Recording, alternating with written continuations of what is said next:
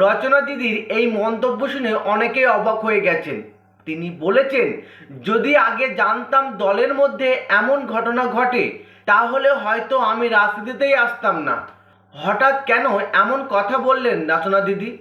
কি এমন ঘটেছে যার কারণে তিনি এতটা হতাশ? পুরো বক্তব্য শুনুন, তারপর আপনারাই বিচার করুন।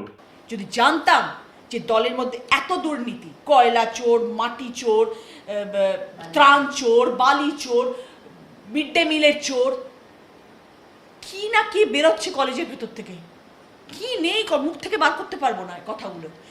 কিছু আপনি কোনোদিন তুমি বুঝতেও পারোনি যে এই যে 2 বছর তুমি রাজনীতির অলিন্দে ছিলে? বুঝতে পারিনি, সত্যি বুঝতে পারিনি। বাড়ি থেকে হুগলি যেতাম, হুগলিতে কাজ করতাম। হুগলিতে কি হয়েছে সেটা তোমরা সবাই জানো। হুগলি চুচুড়ার মধ্যে যে কত দুর্নীতি লুকিয়ে রয়েছে সেটা যদি আমাদের মাননীয় মুখ্যমন্ত্রী শুভেন্দু অধিকারী চান, পাতাল থেকে খুঁড়ে বার করে নিয়ে আসবে। আমার বলতে অপেক্ষা রাখে না, বলতে অপেক্ষা। পুকুর বোজানো থেকে, চাকরি চুরি থেকে, ইল্লিগাল জমি অপহরণ করা থেকে সব কিছুর সাথে যুক্ত আছে চুচুড়া। নামগুলো আর বলছি না কারা কারা যুক্ত আছে।